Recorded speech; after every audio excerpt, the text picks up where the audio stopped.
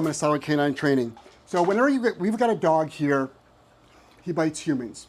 So Dash is with us for the boarding training. He's with us 6-week boarding training. You've probably seen a lot of the videos. He's doing really, really well, both on leash, off leash, other dogs, around other people, in public. His public access is doing really, really great. He's training up really nice. His issue though is he attacks humans. There's been a lot of stuff around the kennel. That's where he gets a little bit squirrely and he's been prone to bite there. Around resources, such as food, he will bite there. And then around his kennel, he'll bite around his kennel area, which has made it hard for him to, he can't go to daycare and he can't have a dog walker right now. And his owner is a nurse and she works a typical nurse schedule, 4 12-hour days. So it's hard for someone to take care of him. So one of the things you can do is start counter-conditioning his known triggers. And what are his known triggers? Hands going towards the head, putting on a leash, messing around with his collars, and then obviously also around the kennel as well, and that would be a separate protocol. But if we want to start doing a protocol on the leash handling, the neck handling, the collar handling, we can start doing things such as this. So I can put the leash on, good. I can mark it. I'll just use a little bit of his wet stuff. There we go. And then come off. Good.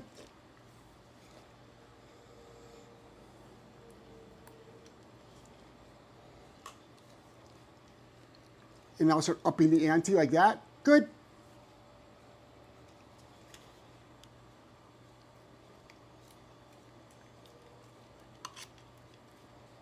So I'm going to do that. I can do that dozens and dozens of times.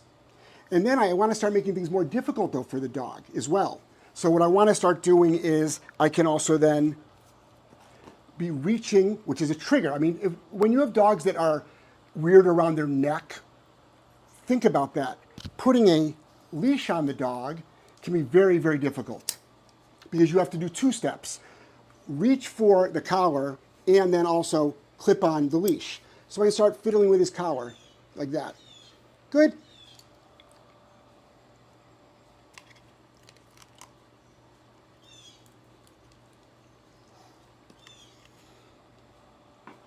So I'm going to do that dozens of times. That, good, reward. That, good, which is my marker, reward. Then sometimes, believe it or not, if they're weird about reaching for their collar or putting on a leash, that noise, which everybody hears and all dogs hear, is the clicking of that can trigger them as well. So you can do things like this. Good. And again, so break everything down to small steps when you're doing your counter-conditioning protocols. Now, what we do differently for people is with counter-conditioning is I will correct something wrong, meaning him trying to bite me. And that we can use something that's a proper punisher, such as an e-collar or a bonker. Those are going to be powerful. So that would be, instead of me saying good, it would be no with the punisher. But he's not going to do that right now because I've been working him on this for a couple of weeks now since he got in here. But this noise like this, so I can reach for his collar like that, even take a little bit too much time.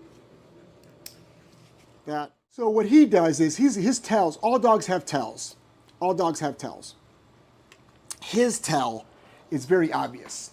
He will give you a hard stare and he'll close his mouth. So it's sort of like this.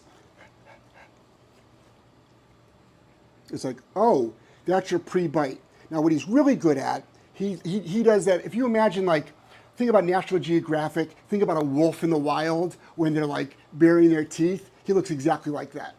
And he's done that. He did that at the beginning with me. He did that around collar stuff, going into kennel stuff. And I eliminated that stuff. So what I do is I actually applied a punisher for that stuff first. Then I'm doing the counter conditioning. Because I have to be safe with this dog. I have to be safe with this dog. And now we're just getting along just fine. And then we'll pass that on to other people. But now he's got no issues with reaching for collars, petting his head, reaching for things. Anytime you want to take something off. This was a huge trigger for him. This right here. Dogs are pretty smart. They know when they've got equipment on or not.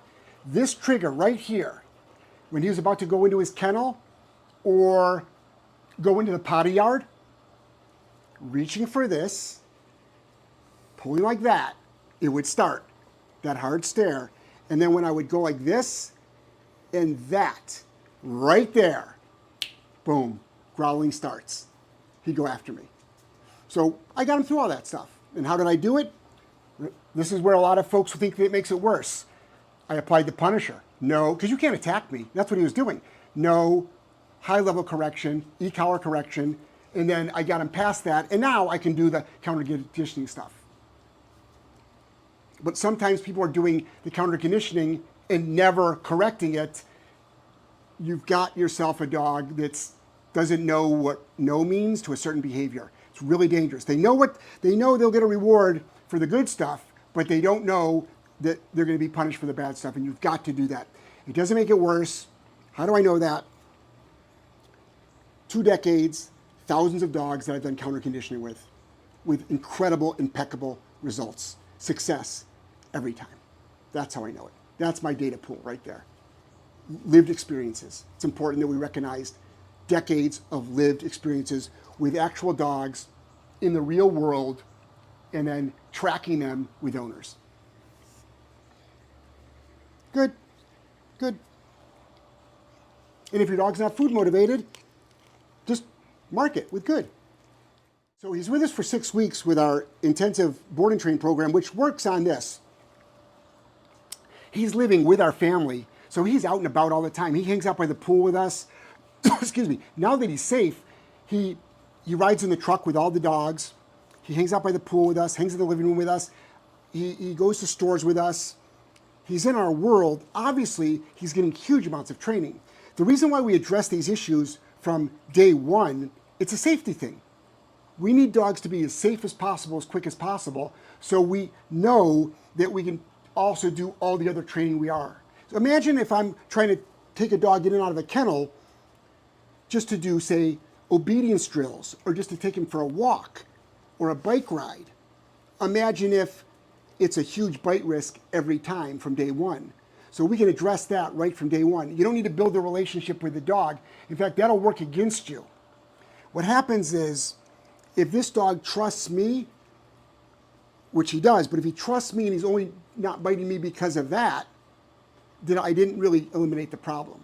So that's why I address it right away, before any relationship is actually built. Because then it's a false sense. He's safe with me, but he's not safe with others. And I'm not his owner. He needs to be safe with the owner and the owner's family and the owner's, any caretakers that would take care of him. So if you're interested in not just what we do, but especially him, there's a lot of videos we have of him. He goes for nice bike rides, off-leash work, obedience work, always public access. He's all over our social media, and he's training up really, really nice. He's really good at putting pieces together. We've had many dogs that struggle putting pieces together. He's really good at putting the pieces together. So, proud of him. Doing a good job.